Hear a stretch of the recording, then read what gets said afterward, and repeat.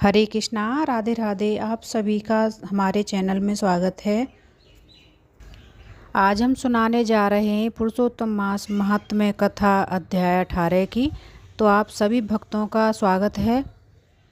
जय श्री हरि। हरि विष्णु का स्मरण करते हुए, श्री कृष्ण का स्मरण करते हुए हम कथा में श्रवण कर रहे हैं और 18वें अध्याय में प्रवेश कर रहे हैं। राधे राधे। जय श्री कृष्णा। श्रीमन नारायण नारायण हरि हरि, भजमन नारायण नारायण हरि हरि। तो चलिए इस पावन पवित्र व्रत कथा में प्रवेश करते हैं और श्रवण कर। नारद जी बोले, हे तपोनिधे, इसके बाद साक्षात भगवान वाल्मीकि मुनि ने राजा धृणावंत को क्या कहा, सो आप हमसे कहिए। भगवान श्री नारायण बोले, यह राजश्री धृणावंत अपने पूर्व जन्म का वृत्तांत सुनाकर आश्चर्य करता हुआ मुनि श्रेष्ठ वाल्मीकि मुनि से पूछता है। धृणावंत बोला, हे ब्राह्मण, आपके नवीन नवीन सुंदर अमृत के समान वचनों को बारंबार पान कर भी मैं तृप्त नहीं हुआ हूँ, तो इसलिए पुनः उसके बाद का वृतांत कहिए। वाल्मीकि मुनि बोले, हे जगतोपते, इस प्रकार उस ब्राह्मण के विलाप करते समय गर्जना से दसों दिशाओं को गूंजित करता हुआ असमय में होने वाला मेघ आया, पर्वतों को कांपने के समान तीक्ष्ण स्पर्शों वाला वायु बहने लगा और बिजली अत्यंत चमकती हुई अपनी आवाज से 10 दिशाओं को पूर्ण करती हुई इस तरह 1 मास तक दृष्टि हुई, जिस जल में से पृथ्वी भर गई, परंतु पुत्र शोक रूप अग्नि के ताप से समाप्त वह ब्राह्मण कुछ भी नहीं जान सका, न तो जलपान किया और न भोजन ही किया। केवल हे पुत्र इस प्रकार कहकर विलाप करते हुए ब्राह्मण का उस समय जो मास व्यतीत हुआ वह श्री कृष्ण चंद्र का प्रिय पुरुषोत्तम मास था, सो न जानते हुए उस ब्राह्मण को पुरुषोत्तम मास का सेवन हो गया।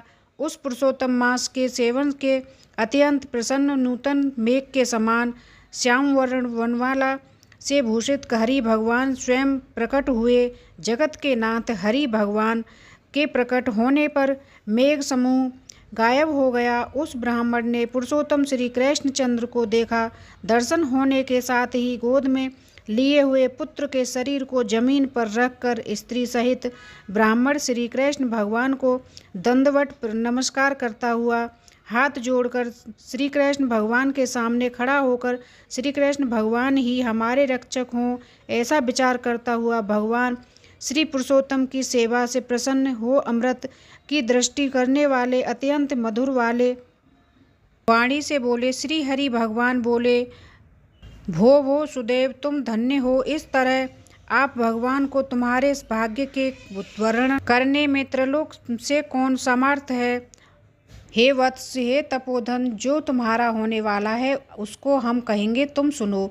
हे ब्राह्मण, 12,000 वर्ष की आयु वाला पुत्र तुमको होगा। इसके बाद तुमको पुत्र से होने वाली सुख में संदेह नहीं है।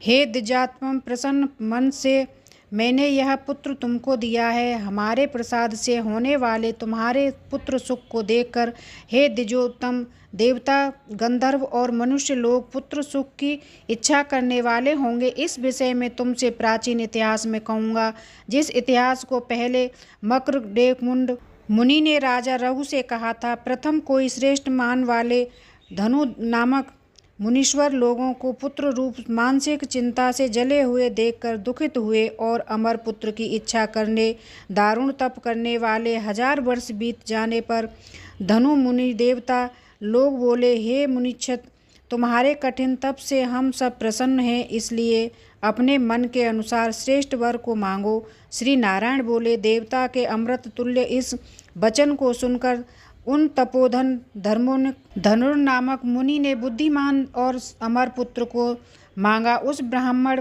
से देवताओं ने कहा कि पृथ्वी में ऐसा पुत्र नहीं है। तब मुनि वर बोले और धनुर्मुनि ने देवताओं से कहा कि अच्छा, ऐसा पुत्र दो जिसके आयु की मर्यादा बंधी हो। देवताओं ने कहा कि ऐसा मर्यादा चाहिए, कहो। इस पर उस मुनि ने भी कहा कि यह महान पर्वत जब तक रहे तब तक उसकी आयु होवे। ऐसा ही हो। इस प्रकार कहकर इंद्रात देवता स्वर्ग को चले गए। धनु शर्मा ने थोड़े समय वे वैसा ही पुत्र को प्राप्त हुई। जब उस मुनि का पुत्र आकाश में चंद्र के समान बढ़ने लगा, 16वें वर्ष के होने पर मुनीश्वर ने पुत्र से कहा, हे वर्ष, ये मुनि लोग कभी भी अपमान करने योग्य नहीं हैं।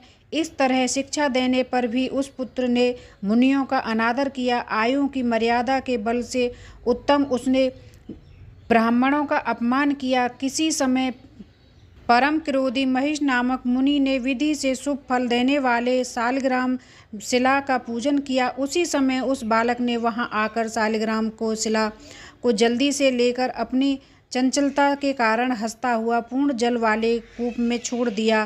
क्रोध से युक्त दूसरे कालरुद्र के समान महर्षि मुनि ने उस धनु मुनि को पुत्र को साफ दिया कि यह अभी मर जाए, परंतु उसे मृत्यु हुए न देखकर मन में मृत्यु के कारण का ध्यान किया। देवता ने इस धनु मुनि को पुत्र को निमित्त आयु वाला बनाया। इस तरह चिंता करते हुए महेश मुनि ने लंबी सांस ली, जिससे कई कोटि महिष पैदा हो गए और उन महिषों ने पर्वत को टुकड़ा टुकड़ा कर दिए। उसी समय मुनि का अत्यंत दुर्बल लड़का मर गया।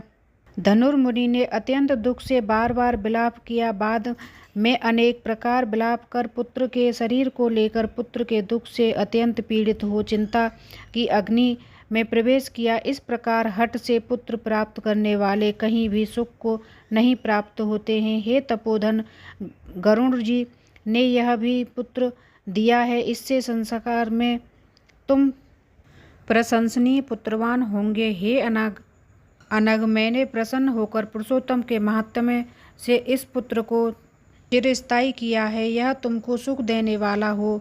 पुत्र के साथ सर्वदा घर गृहस्थ के सुख को भोगने के बाद तुम ब्रह्मलोक को जाओगे। बड़े उत्तम सुख देवता के वर्ष से 1000 वर्ष प्रत्यन भोग कर पृथ्वी पर आओगे। हे ज्योतम, यहाँ तुम चक्रवर्ती राजा होंगे। धृणावंत नाम से प्रसिद्ध तथा सेना सवारी से युक्त 2-10,000 वर्ष प्रत्यन पृथ्वी के राजा का सुख भोगने इंद्र के पद से अधिक अखंड बल और ऐश्वर्य होंगे।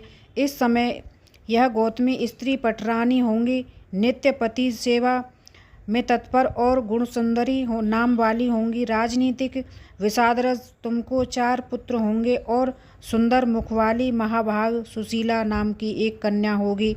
हे महाभाग, सुरों और असुरों को दुर्लभ संसार के सुखों को भोग कर तुम संसार रूपी समुद्र के पार करने वाले विष्णु भगवान को जब भूल जाओगे, तब हे विप्र, उस समय वन में यह तुम्हारा पुत्र सुख पक्षी होकर वट वृक्ष के ऊपर बैठकर वैराग्य पैदा करने वाले श्लोक को बार बार बढ़ता हुआ तुमको इस प्रकार बोध करेगा। सुख पक्षी के वचन को सुनकर दुखित मन होकर घर आओगे। संसार के विषय सुखों को छोड़कर चिंता रूपी समुद्र में मग्न हे भूसुर, तुमको वाल्मीकि मुनि आकर ज्ञान करेंगे। उसके वचनों से निसंदेह हो शरीर को छोड़कर हरि भगवान के पद को दोनों स्त्री पुरुष तुम जाओगे, जो कि पद आवागमन से रहित कहा गया है। इस प्रकार महाविष्णु के कहने पर वह ब्राह्मण बालक उठ खड़ा हुआ। वे दोनों स्त्री पुरुष ब्राह्मण पुत्र को उठा हुआ देखकर अत्यंत आनंदित हो गए। सब देवता लोग भी संतुष्ट होकर पुष्पों की वर्षा करने लगे। सुखदेव ने भी श्री हरि को और माता पिता को प्रणाम किया। उस ब्राह्मण को पुत्र के साथ देखकर वह गरुण जी भी अत्यंत प्रसन्न हुए। उस समय चकित होकर ब्राह्मण ने श्री हरि भगवान को नमस्कार किया। हाथ जोड़कर हृदय में होने वाले संदेह को दूर करने के लिए हर्ष के कारण गदगद वचन से जगदीश्वर से बोला, हे हरे, मैंने 4000 वर्ष प्रयत्न लगातार अत्यंत दुष्कर तप किया। उस समय मेरे को आपने वहां आकर जो कठोर वचन कहा कि हे वत्स, हमने अच्छी तरह देखा है, इस समय तुमको निश्चय पुत्र नहीं है। हे हरे, उस वचन का उल्लंघन कर मैंने मृत्यु पुत्र को जीवित करने का कारण क्या है, सो आप हमसे कहिए। राधे राधे। जय श्री हरि।